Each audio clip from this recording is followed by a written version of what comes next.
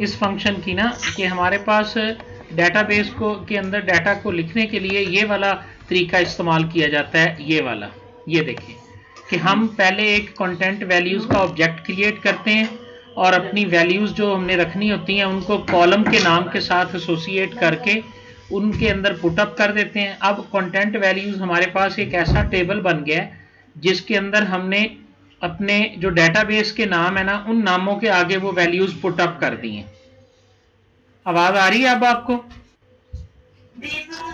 अच्छा, अब ये इन 4 लाइनों की बताओ, समझ आ गई? 1 2 3 4 5 इनकी बताओ।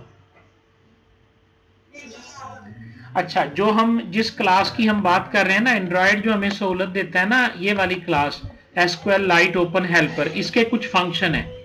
मसलन इसका सुपर फंक्शन डेटाबेस क्रिएट करता है, इसका एग्जिक एसक्यूएल फंक्शन एग्जीक्यूट करता है एसक्यूएल की कमांड को, चाहे उसमें आप टेबल को क्रिएट कर लें और चाहे आप उसके अंदर टेबल को डिलीट कर लें। इसी का एक फंक्शन है जिसका नाम है इंसर्ट, ये तीसरा फंक्शन है इंसर्ट। जो एसक्यूएल लाइट हेल्पर क्लास का इंसर्ट फंक्शन है, ये दिए गए टेबल नेम के अंदर वैल्यूज को दाखिल कर देता है जो वैल्यूज आपने कंटेंट वैल्यूज के ऑब्जेक्ट में रखी हो। इस बात की समझ आ गई? तो इसलिए हमें पहले जो डाटा हमने इसमें दाखिल करना था ना, उस डाटा को हमें पहले कंटेंट वैल्यूज के ऑब्जेक्ट में डालना पड़ा और फिर उस ऑब्जेक्ट को और टेबल के नाम को हमने इंसर्ट फंक्शन के जरिए दाखिल किया, तो ये इसमें डाटा को दाखिल कर देगा। अब ध्यान से सुनना जरा, अगर ये सक्सेसफुली दाखिल हो जाएगा तो ये 1 जितनी रोज दाखिल करेगा ना वो नंबर पैदा करेगा। अगर कोई भी एरर आ जाती है डाटा को दाखिल करते वक्त तो ये -1 रिटर्न करेगा। क्या रिटर्न करेगा? ये फंक्शन है अगर एरर आएगी। तो अब हमने क्या किया, हमने कहा अगर रिजल्ट इक्वल टू -1, अगर ये एरर आई है तो तुम रिटर्न वापस करोगे फॉल्स, और अगर इसके अलावा कोई भी वैल्यू है तो फिर तुम ट्रू को जो है ना वो वापस करोगे। इसलिए लगाई ना, चूंकि हमारा ये वाला जो फंक्शन है इसको जरा ध्यान से देखो कि ये जो है ना ये बूलियन टाइप का है। इसने कोई ना कोई इसने या ट्रू वापस करना है या रिटर्न वापस करना है। इससे हमें पता चल जाएगा ना कि हमारा डाटा इंसर्ट हुआ है या नहीं हुआ। इस फंक्शन को कॉल करेंगे ना, हम इसको किसी बूलियन वेरिएबल के बराबर रख लेंगे, समझ आ रही है? और अगर ये ट्रू भेजेगा तो हम समझेंगे कि डाटा दाखिल हो गया, और अगर ये फॉल्स सेंड करेगा तो हम समझेंगे कि डाटा दाखिल नहीं हुआ। अच्छा, इसमें एक बात ध्यान से सुन लो, टीचर यहां पूछ सकता है कि आपका जो टेबल है उसके अंदर तो 5 फील्ड हैं, ठीक है, आप यहां पे 4 वैल्यूज क्यों दाखिल कर रहे हो? तो इसका क्या जवाब है? कुछ समझ याद है? कुछ समझ है बात की?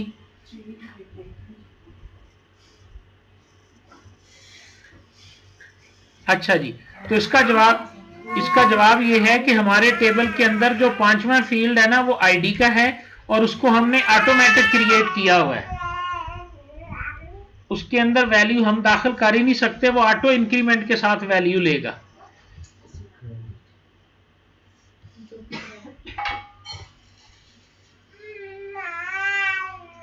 जी समझ आई इसकी?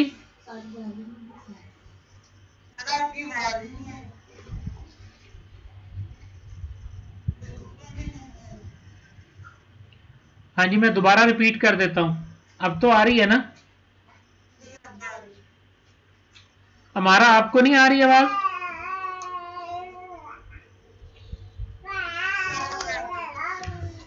अच्छा जी, मैंने ये बात की है कि हम 4 वैल्यूज को इसमें दाखिल कर रहे हैं जबकि हमारे टेबल में 5 फील्ड हैं। तो टीचर पूछ सकता है कि 5वीं वैल्यू क्यों नहीं एंटर करते आप?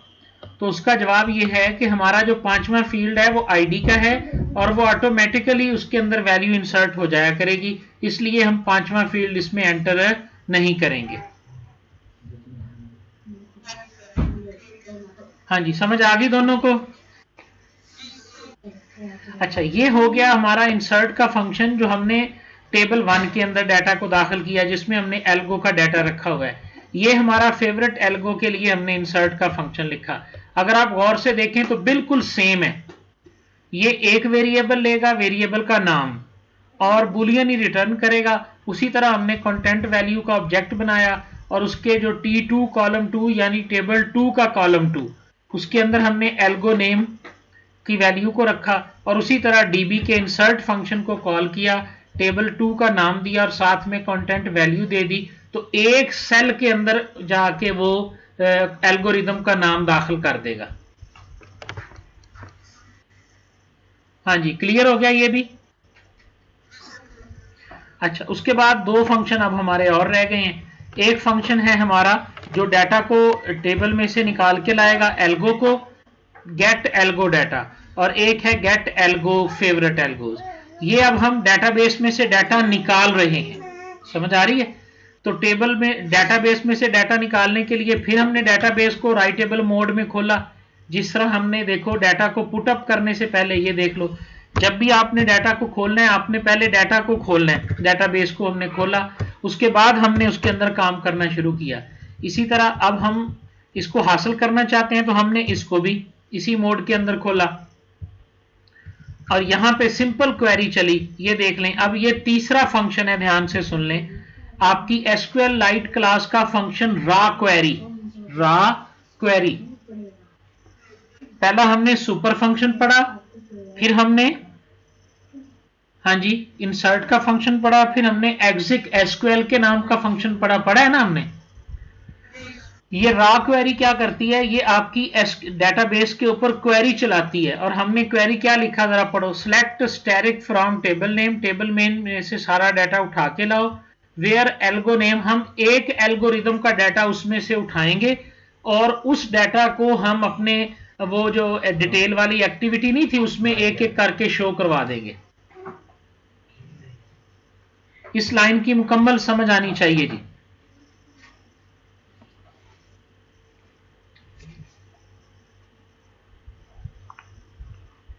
हेलो हेलो, हाँ जी, मैं दोबारा कह रहा हूं कि ये लाइन क्या कर रही है। ये लाइन देखो, select static from table name where algo name is equal to, आगे S1 में हम जो एल्गो नेम पास करेंगे ये हमारा पैरामीटर है। असल में आपको पता ये होना चाहिए कि किसी भी डेटाबेस में से जब आप डाटा को निकालते हो ना, तो आप वहां पर जो क्वेरी लिखते हो वो क्वेरी इस तरह की होती है। जरा इसको देखिएगा आप,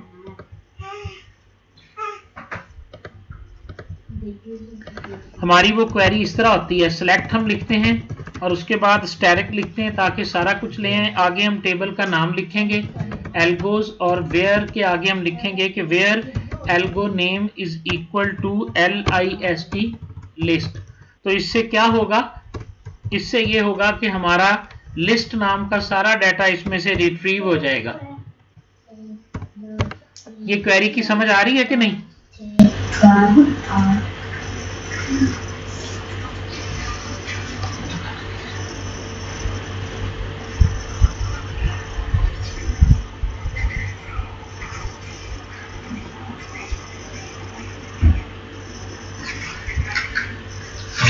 हेलो, हाँ जी, इसकी समझ आई?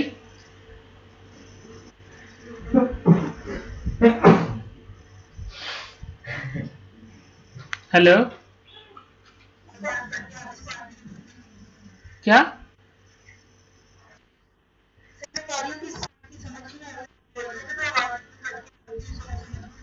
दोबारा सुन लो ना, ये सिंपल एसक्यूएल की स्टेटमेंट है जो डेटाबेस में आपने पढ़ी है कि किसी टेबल में से डाटा निकालना होना तो हम ये लिखते हैं, ये वाले हिस्सा के सिलेक्ट स्टैटिक फ्रॉम एल्गोज, तो एल्गोज में पड़ा हुआ सारा डाटा आ जाता है।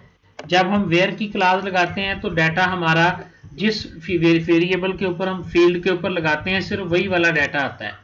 अब इस क्वेरी का मतलब क्या है कि एल्गोज के टेबल में से सारा डाटा उठा के लाओ जहां पर एल्गो का नाम LISTS लिखा होगा।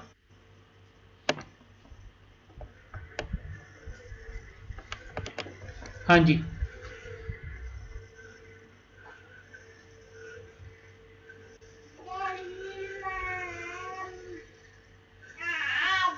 हेलो,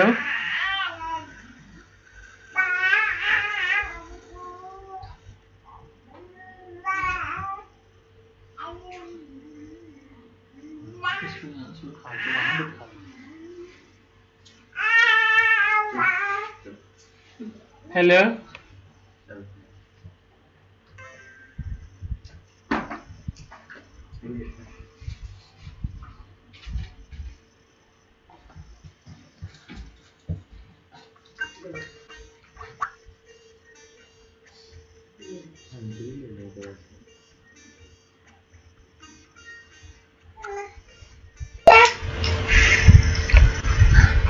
जी अस्सलाम वालेकुम। हाँ जी, अब देखिए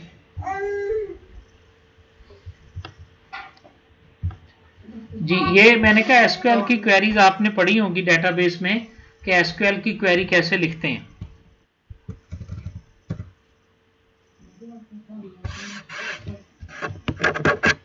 आवाज नहीं आ रही अब आपको?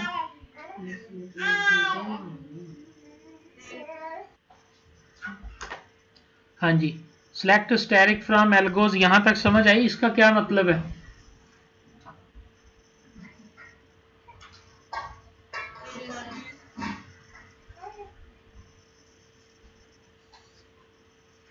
हेलो,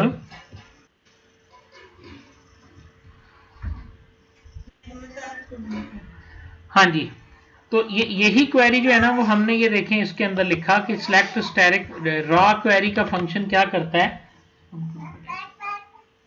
रॉ क्वेरी का फंक्शन जो है ये जो भी हम इसके अंदर क्वेरी लिखेंगे ना उस क्वेरी को ये एग्जीक्यूट कर देगा इसके ऊपर। असल में इस स्टेटमेंट की आपको समझ होनी चाहिए। ये जो हमने लिखा है ना इतना वाला हिस्सा, इसमें वो पूछ सकते हैं S1 क्या है और ये टेबल नेम क्या है और ये कैसे वैल्यूज इसके अंदर आ रही हैं।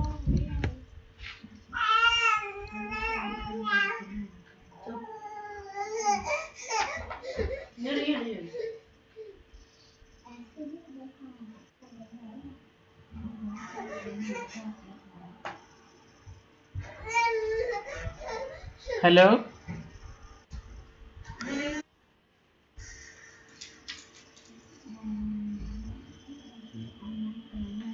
हाँ जी, आवाज आ रही है ना अब आपको?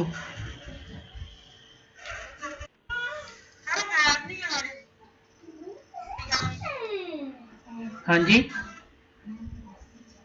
ये जो रा क्वेरी वाला फंक्शन जो है इसकी इसके अंदर जो लाइन लिखी हुई है इसकी समझ नहीं आई?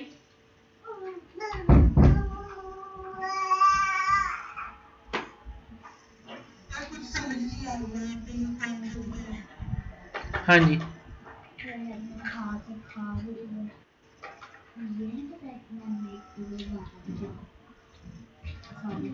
आपका ना जो नेट का कनेक्शन है ना वो थोड़ा वीक है। कुछ और तो नहीं चेक करें, कोई डाउनलोडिंग ना लगी हो या कोई और घर वाले तो नहीं यूज कर रहे?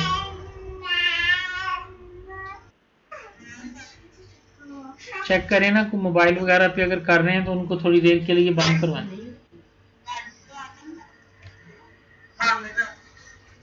जी जी,